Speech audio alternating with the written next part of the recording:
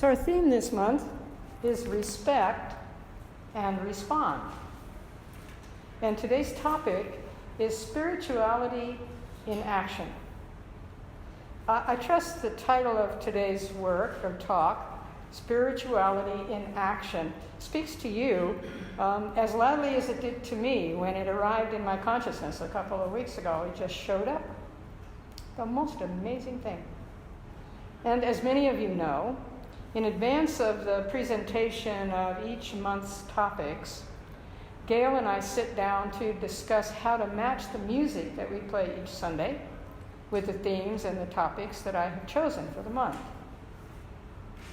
My job is to find, to interpret, and to present new and useful metaphysical ideas, words, and actions to you so that your time spent here on Sunday mornings has value to you personally and creates from within you value to those around you as well. Once I have a theme, the titles for each week's topic are connected to the theme. And then Gail's work begins in searching for music that supports the messages during the month. And that is a lot easier to say than it is to do. It's time-consuming for her. Her computer has an ever-growing library of songs whose messages must support the themes and the talks that you experience for 52 weeks a year. They aren't always the easiest songs to sing, at least not at first, because they're new to us. But when we listen to the words, really listen, their value makes it so worthwhile for us to learn them. And because Gail is a generous and outgoing individual, anytime you ask for a copy of any of the songs that we sing, she has always made that available to whoever is asking. So if you like the song, you can't remember the tune, the words are forgotten, whatever, you can always check and make certain that that's available to you so that you can listen to it when you're walking, on the exercise cycle, sitting in the jacuzzi, whenever, because it always works, wherever you are. And truth of the matter is that any song that is new to us, wherever, whenever, and how we hear it for the first time is not unlike all kinds of songs that we hear for the first time, and it simply resonates with us, whether it's one of our favorite composers, or whether it's you hear it on TV or on YouTube or someplace and it just strikes a chord with you, and now that becomes your favorite composer. But those songs are always new to us to begin with, because musical composers keep coming up with new ideas and new arrangements, new words. And that, of course, is to meet our expectations and new ways to express our philosophy when we hear something that really resonates with us. So it's one of the ways that we experience spirituality in action, by respecting and responding to the creativity in music. So, what are some other ways that we can demonstrate our spirituality in action? I think we would all agree that in the world as we know it today, humankind can certainly use more and more of us, or those like us, expressing spirituality through the unlimited ways available to us. Universal Spirit, is incarnated in everyone. It's an immortal presence, forever expanding everything. Gosh, who said that? Albert Einstein. We talked about that last week, remember? And this ever-expanding immortal presence is causing everything to grow. Sometimes with a certain amount of resistance, but the less resistance, the more growth. the broader the expansion. And what a difference it can make in our human relations when we learn to sense the meaning of this divine incarnation in all people and adjust our viewpoint to the truth that we are all bound together in that unity. For some, this is a big step. For some, it's a step that hasn't been taken yet. For some, there is yet to be the realization that there is a step. That doesn't mean that we don't keep on keeping on. Because what we know is that humanity is always moving forward and upward and onward. It's just that not each one of us is at the same pace with everybody else. Well, my preparation for this talk took me to a number of references in the more than 40 books written by Ernest Holmes and his dedication to his belief that contained within each one of us lives the universal cause of all life, all aspiration, and all faith. We're reminded that for the most part, humans are so used to thinking of ourselves as separate from each other that we may suspect the very feelings and emotions that would cause us to embrace everything and everyone in love. Instead, our tendency is to meet each other in fragments, only partially, and hesitant to open the whole avenue of consciousness to the realization that there is but one living spirit. Because when we experience our spirituality actively, we sense that there is within, around, and through each one of us a divine presence, which is manifesting itself in infinite variations. See, that's what throws us off the track a little bit. It doesn't always look the same. It doesn't always sound the same. It doesn't always act the same. And that's because of the individualization that each of us was created to be. The same impulse, the same love and life, but never quite like any two people.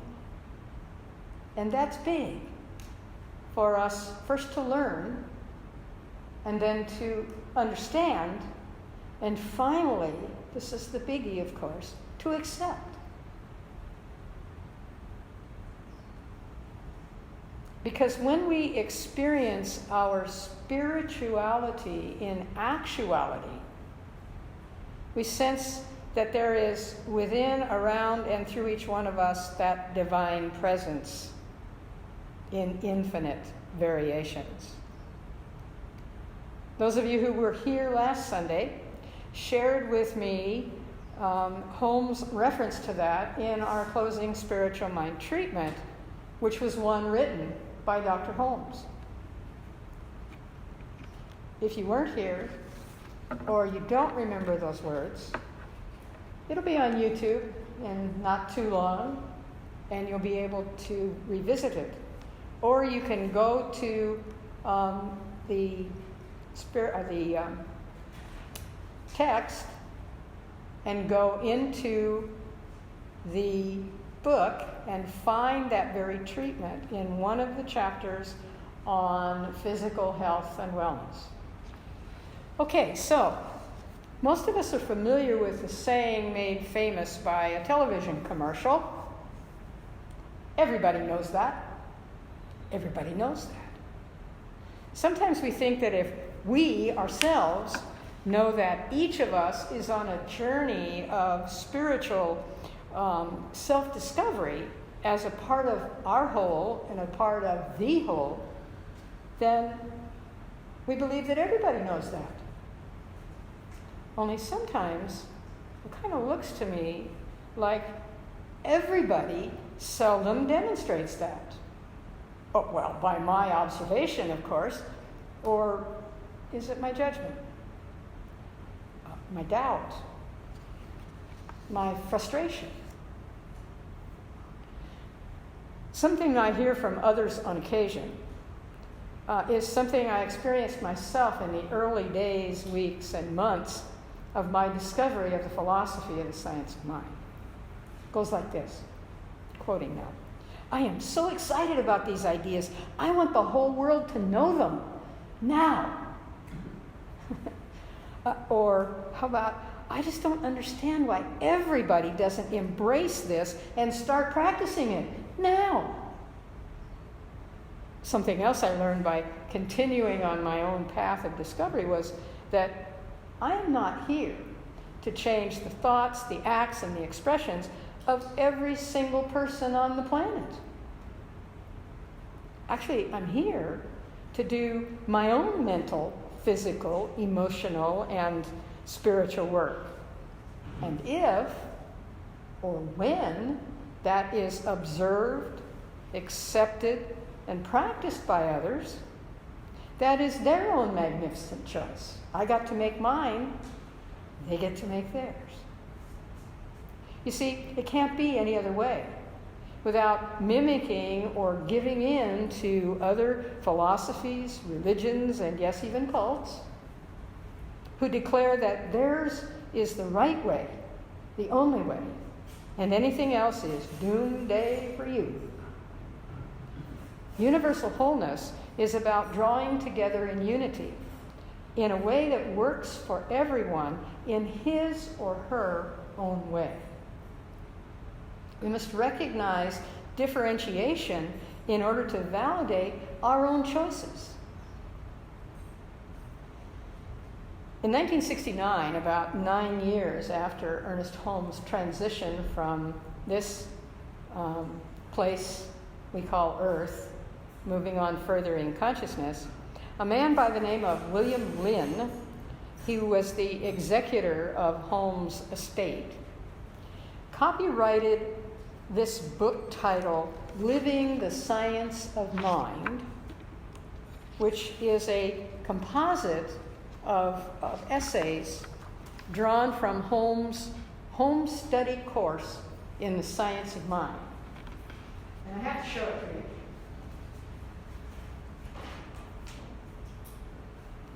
It's big, like almost anything he wrote. It's big. But there are over 100 essays in it. And you get to choose the subject of the day for yourself at any given time for enlightenment on that topic. And it reads more easily than the Science of Mind text. One of the things that we've noticed in the unfolding of Dr. Holmes' belief and practice of the science of mind is that as he wrote later into his life, after having worked with so many people who were eager to learn this, his writing became easier to read, easier to absorb, and easier to practice. So this one is wonderful in that regard, on such a variety of over 100 different subjects. Now, you might think it's condensation of the text. However, it's 400 pages in and of itself. It's easier to find the topic of your choice, and they are short essays. So, I want to share with you this morning one of the essays that is germane to our topic today, spirituality in action. The title of this essay is You Are a Spiritual Broadcasting Station. Have you ever stopped to think about that? Before this moment? Did you ever stop to think that the messages are going out from you in all directions? Even perhaps when you're sleeping. And that these messages have an influence on your environment and the people around you. Oh, now get ready for this. Get ready for this one. Since everything moves in circles, the messages you broadcast will come back to you. Remember, it's a circular universe. Law of circulation. Giving, receiving. Giving, receiving. The mental atmosphere of our homes can influence pets, visitors, workmen, because though there is a place where our physical bodies begin and end, the mind has no such limitations. Oh, and we are also receiving sets. We're not only broadcasting, we're also receiving. But we don't have to tune in on every thought, idea, or activity around us. We have a dial that we can turn to, just like, if you remember, they used to call them radios, and they had a dial, and you could dial from one channel or station to another. Well, we're made up in a similar fashion. We can tune in on whichever thoughts, whichever ideas, whichever activities around us, or not. We always have that choice.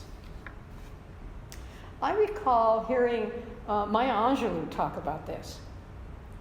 She said that when she had gatherings of people in her home, she always chose carefully who was invited, because she wanted to maintain the level of love, acceptance, inspiration, and other positive attitudes in her space.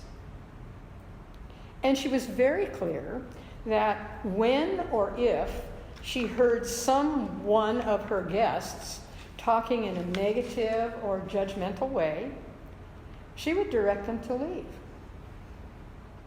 Now, those of you who are familiar with Maya Angelou know that she was a very gentle, loving, compassionate person. And she was equally clear that the atmosphere in her home be that as well. When I heard that, I thought, how brave and how smart she is to stand in her power. And she would explain to that guest that she did not want that negativity getting into the walls, the furniture, or her lovely things. So that was a teaching moment, both for her and for that guest, if that guest chose to allow that. It was an example to me of spirituality in action at two very different levels of consciousness. Holmes taught how fascinating it is that we are both mental broadcasting stations and receiving sets. And it's wonderful that we can learn to broadcast only the kind of messages that we wish to have returned to us. You know, that's getting into the real basics of this philosophy. It goes around, comes around. Well, we've heard those sayings for decades, haven't we? We even use them on occasion, but do we know what they mean? And this puts that out there very clearly. We broadcast only the kind of messages we wish to have returned to us. Now, that can be extremely positive or not. So, here's the deal. When we are full of fear, for example, we pick up vibrations of fear so that masses, and that's Ernie's word, masses of negative thoughts are attracted to us. Actually, we attract those thoughts to ourselves. Conversely, a person whose thought is filled with the idea of success, who has faith and confidence in him or herself, tunes into the successful thoughts around them. Thoughts of faith, thoughts of optimism, thoughts of happy expectancy. So, thinking on the affirmative side of life, remember the words from a very popular old song.